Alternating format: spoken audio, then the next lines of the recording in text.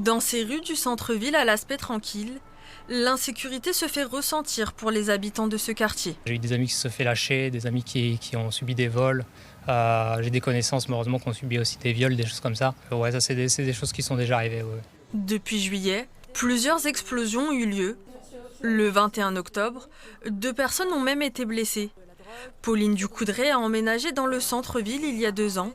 Elle était présente le soir du premier incident. Les 2 gros tirs de mortier qu'on a eus dans la rue, le dernier en date, c'est celui juste là. Et le premier du 14 juillet, c'est ce qui a fait le gros trou ici. Ça n'a pas fait qu'un trou le 14 juillet, ça a cassé une fenêtre ici, chez mes autres voisins là, et ça a même fait tomber des tasseaux de fenêtres. Le 31 octobre, une nouvelle explosion a été entendue. Les habitants tirent la sonnette d'alarme. Une pétition a été lancée pour dénoncer cette situation. Nous, ce qu'on veut vraiment, c'est qu'il y ait plus d'éclairage, en fait, qu'il y ait des actions concrètes qui soient faites. Pour la mairie, les modifications apportées ne pourront se faire qu'après la construction du jardin rue du Rosier.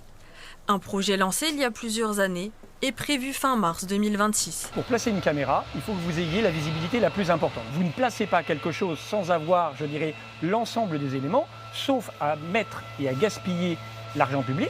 Ce qui n'est bon pour personne, une caméra, c'est 50 000 €.